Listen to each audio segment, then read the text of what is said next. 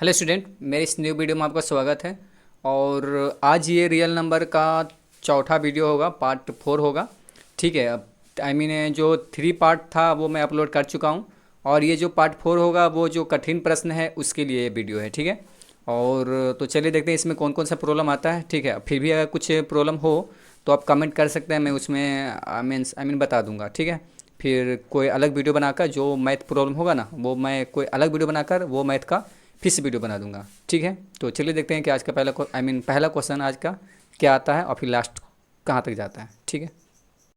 Hello student, तो आज का पहला क्वेश्चन देखते हैं क्या है।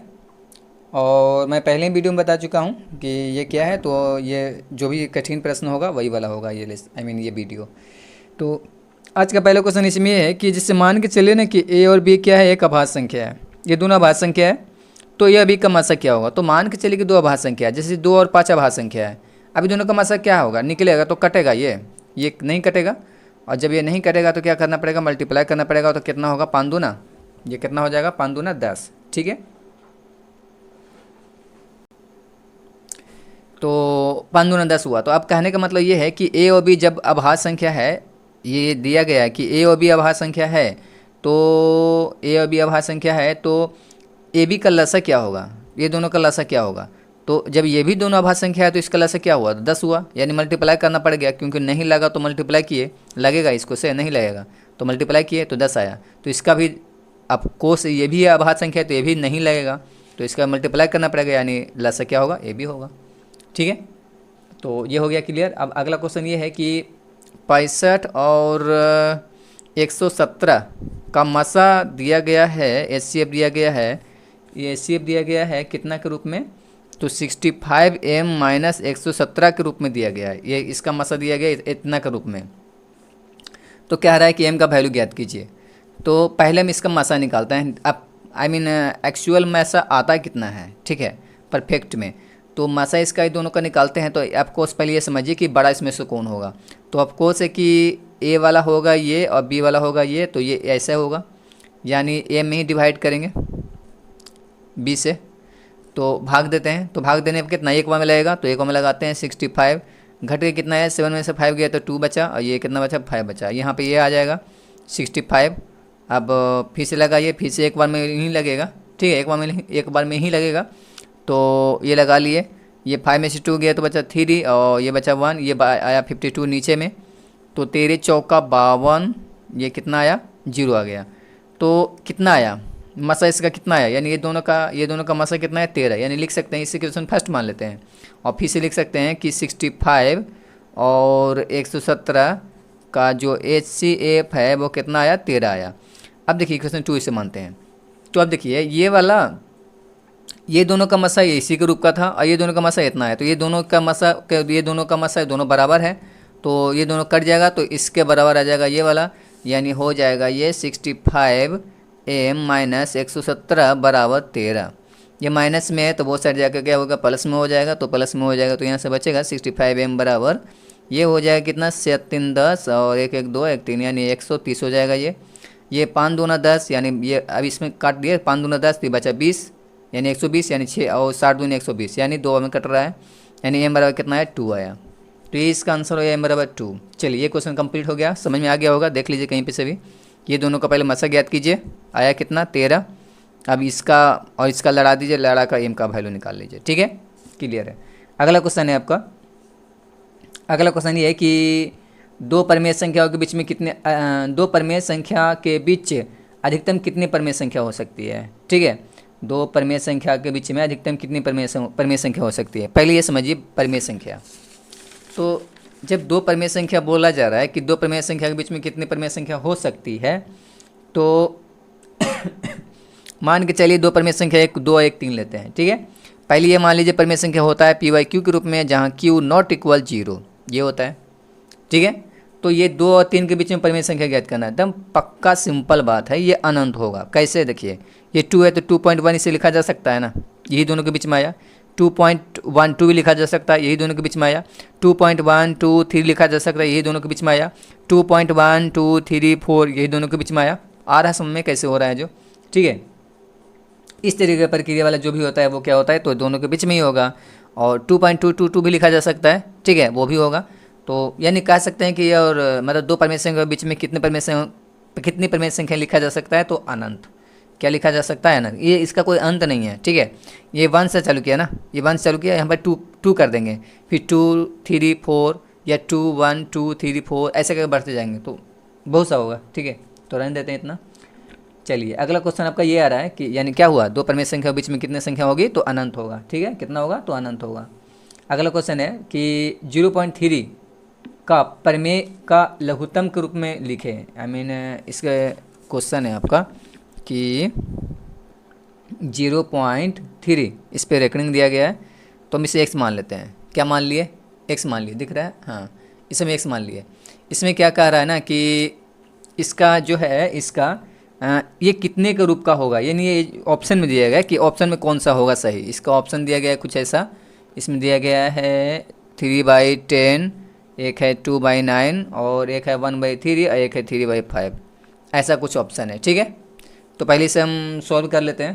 तो देखिए मैं इसे बना के दिखाता हूँ, तो बना के दिखाता हूँ। देखिए ऐसे है ना, तो इसे रेकनिंग मतलब ऊपर में जो ऐसे दिया गया है, तो इसका मतलब ये है कि 0 पॉइंट ऊपर में जो वाट दिया गया, तो इसे इस तरीके से लिखा जा सकता है, ठीक है। लिख लिए, इसे क्वेश्चन फर्स्ट मान लेते हैं, ठीक है।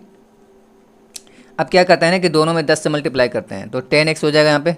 अब 10 से मल्टीप्लाई क्यों? ताकि ये पॉइंट किधर जाए, ताकि कुछ वैल्यू निकल पाए, ठीक है। कुछ मतलब वैल्यू तो चाहिए ना, ये तो पॉइंट वाला वैल्यू है, कुछ एक्चुअल वैल्यू चाहिए, मेन वैल्यू चाहिए। तो ये पॉइंट जब भी 10 से ये साइड मल्टीप्लाई कीजिएगा ना, तो ये पॉइंट ये साइड घसकेगा। 100 से कीजिएगा तो 2 बार घसकेगा। चलिए 10 से किए तो 1 बार घसकेगा, और 3 3 3 3 ये डॉट डॉट डॉट हो गया, ठीक है। अब ये इक्वेशन फर्स्ट था, ये इक्वेशन हम इसे सेकंड मान लेते हैं, और सेकंड में से फर्स्ट को घटा लेते हैं, तो कितना बचेगा? ये बचेगा 9x, ठीक है। कितना बचेगा? 9x। और ये जो है ना इस तरीक़ा से हम दोनों को लिख सकते हैं ऐसे 3.3 रेकरिंग, ये वाला लिखे, ये वाला का लिखे, और माइनस ये लिखे 0 पॉइंट, ये जो है बार बार आ रहा है, इसको भी हम इस तरीके से लिख लेते हैं। तो ये दोनों क्या हो जाएगा? माइनस हो जाएगा, तो कट जाएगा, यानी 3 में से 0 घटा, बस खाली 3 बचेगा। यानी 9x बराबर कितना आया? तो 3 आया, ठीक है। 9x बराबर कितना आया? तो 3 आया। अब इसे काटा जा सकता है, तो x बराबर कितना आएगा? 3/9, 3 3 9, यानी 1/3। यानी इसका आंसर कौन सा होगा? ये वाला होगा, यानी सी वाला होगा शायद।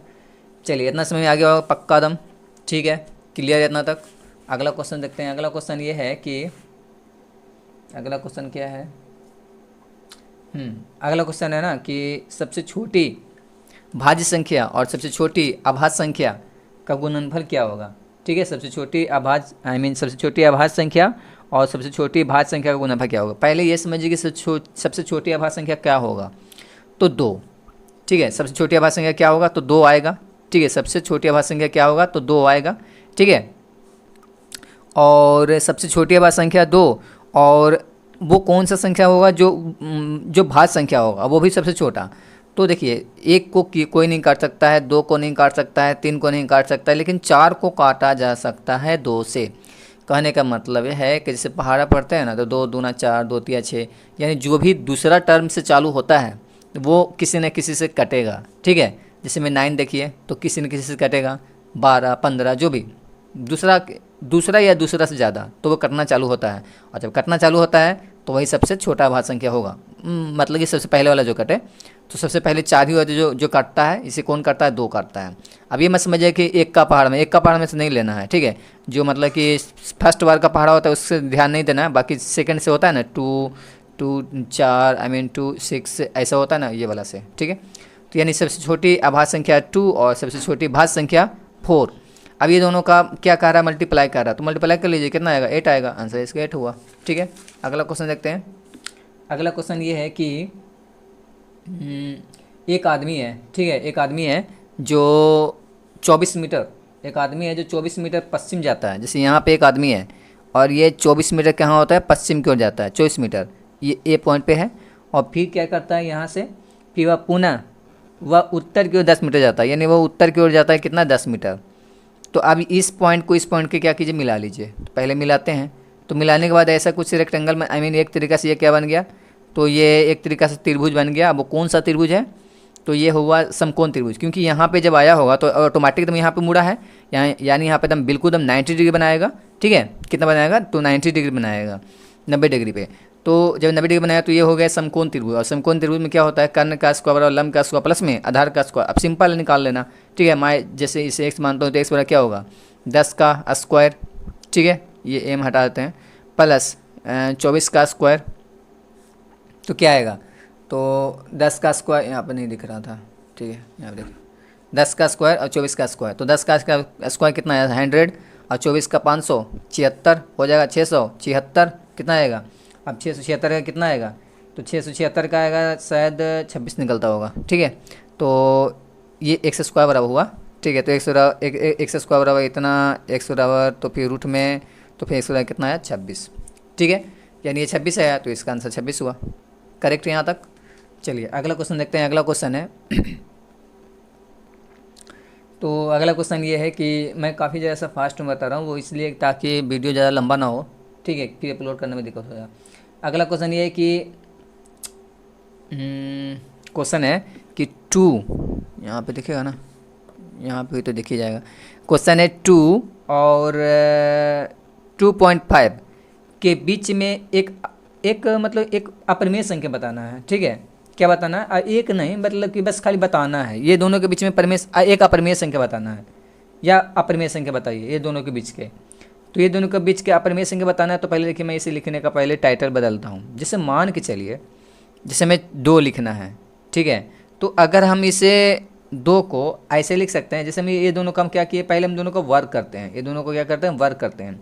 अगर हम इसका जैसे रूट में करेंगे, इसका हम रूट में करते हैं, तो ऐसे कर सकते हैं इसे वर्क करके कि 4 में 2 का स्क्वायर किए और इसे रूट में कर दिए, 2 का स्क्वायर किया इसे रूट में कर दिए, तो बात तो बराबर ही है। फिर से 2 में 2 गो है डबल है तो एक निकल जाएगा, और इसे भी वैसे ही करते हैं, 2.5 है ना, तो स्क्वायर करते हैं और बट रूट में करते हैं, ऐसा दोनों का ऐसा किया, तो इसका भी कुछ वैल्यू निकलेगा, इसका वैल्यू कुछ निकलेगा। तो अब देखिए पहले क्या होगा, पहले ये होगा कि ये जो है ये वाला, तो इसका क्या होगा, इसका तो 4 ही रहेगा, 2 दूना 4 हो जाएगा अंदर से, ठीक है। अब इसका जब मल्टीप्लाई कीजिएगा अंदर में तो कितना होगा, मतलब 2 बार मल्टीप्लाई करने पे तो हो जाएगा 6.25, कितना मीटर हुआ।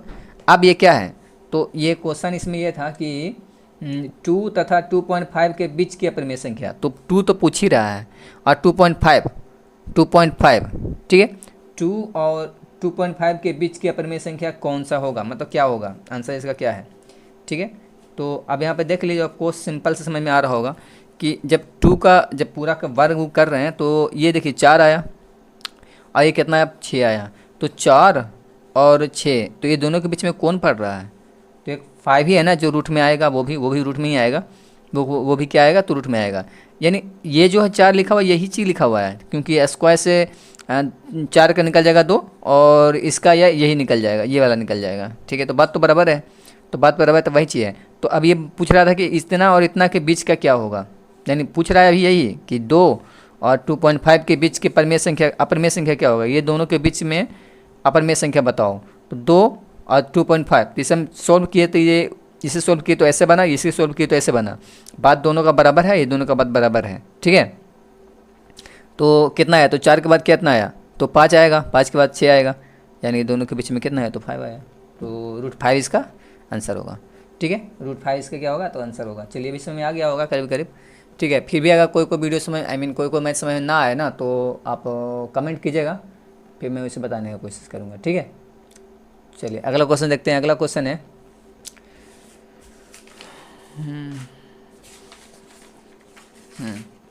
अगला क्वेश्चन है कि सबसे छोटी वर्ग संख्या जो 16, 20 तथा 24 से प्रत्येक से भाज्य हो कौन सा होगा, ठीक है।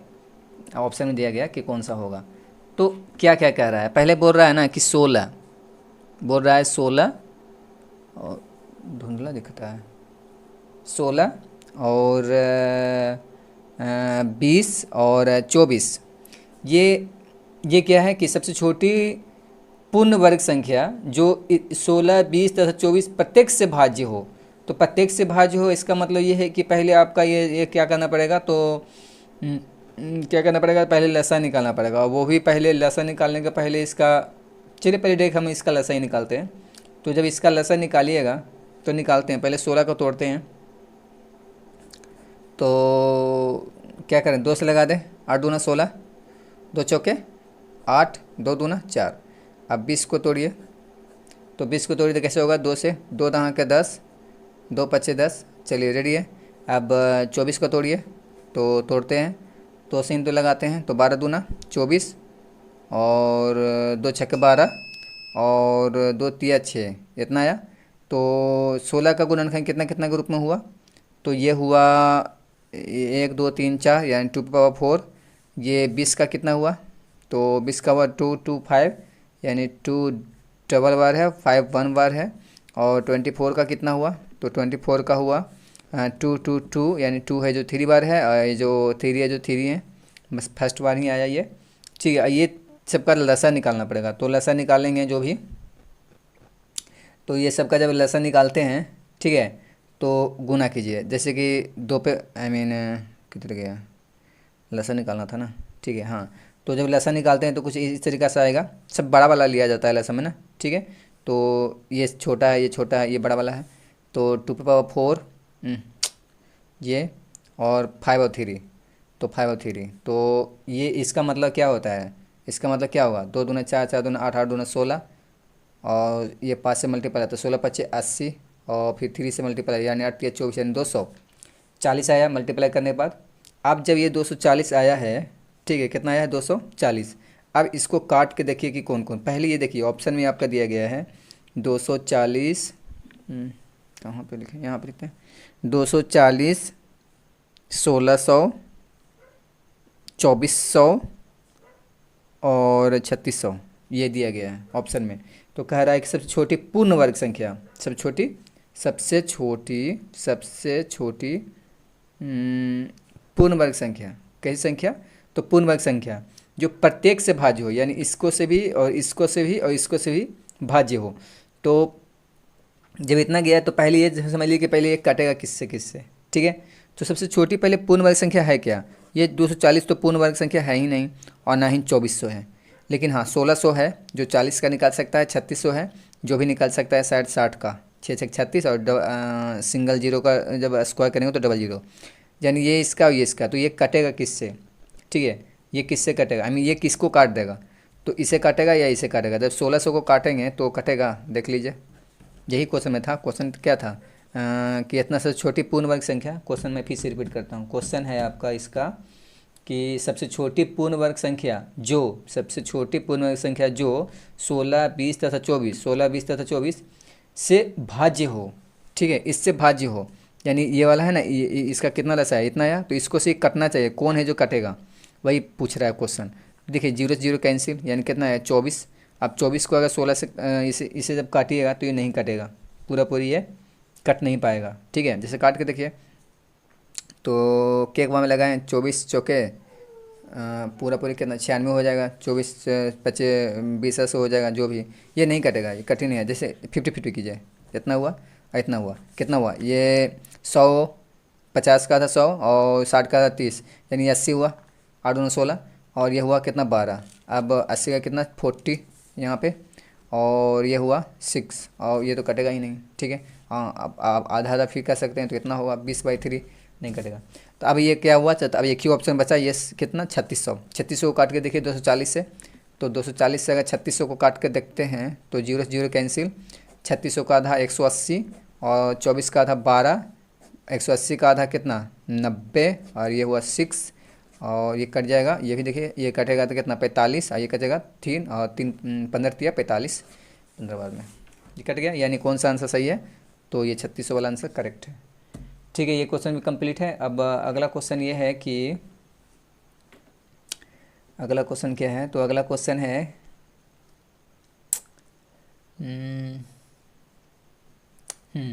अगला क्वेश्चन है कि दो संख्याओं का लघुत्तम समवर्तक जिनके महत्तम समवर्तक का 14 गुना है, ठीक है।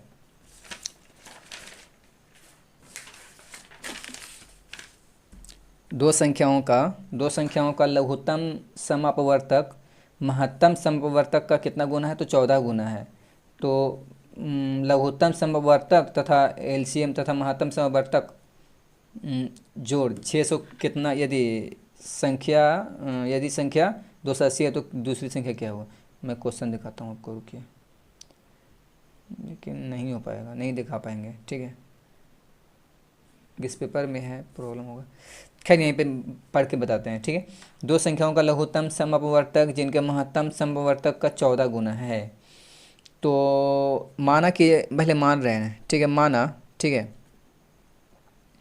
माना कि लसाह मान लिए कि x है, ठीक है, और मसा मान लिए क्या है कि y है। तो लसा मसा मान लिए। अब क्या कह रहा था कि दो संख्याओं का लघुत्तम समवर्तक जिनके महत्तम समवर्तक का 14 गुना है, यानी महत्तम समवर्तक का कितना गुना है, तो 14 गुना है। कोई ना कोई तो 14 गुना है ना एक दूसरे का, ठीक है, तो 14 गुना है। और लघुत्तम समवर्तक तथा महत्तम समवर्तक का जोड़ 600 है, यानी ये दोनों का क्या है, लघुत्तम समवर्तक और महत्तम समवर्तक का जोड़ कितना है, ये दोनों का जोड़ कितना है, तो 600 दिया गया है, ठीक है। ये कुछ इस तरीक़ा से है, ये इस तरीक़ा से है। अब इसे सोल्व करते हैं। तो यहाँ पर देखिए y का वैल्यू, x का वैल्यू रखा जा सकता है 14y जो भी। तो ये जब यहाँ पर रखेंगे, इसको यहाँ पर पुट करेंगे तो हो जाएगा 14y प्लस y बराबर 600, ये हो जाएगा 15y बराबर 600। अब इसे काट लीजिए, ठीक है। तो अब इसे काटेंगे तो 15 चौका 60, ठीक है, तो y बराबर 15 चौका 60। अब ये कितना बचा, 40 बचेगा, ठीक है, क्लियर है यहाँ तक। तो 40 बचा, ये y बराबर कितना है, तो 40 आया। तो क्या क्वेश्चन में क्या कह रहा था, तो क्वेश्चन में कह रहा था कि यदि एक संख्या 280 है तो दूसरी संख्या क्या होगी, ठीक है। तो अब देखिए, अब पहले एक संख्या यानी पहले लसा ज्ञात करना पड़ेगा। ये क्या ज्ञात हुआ, तो ये ज्ञात हुआ मसा, तो पहले लसा भी ज्ञात कर लीजिए, तो इसमें रखिएगा। तो अब क्या होगा, 100 निकलेगा तो लसा ज्ञात हो जाएगा, यानी 14 चौके 56 यानी 560, ठीक है।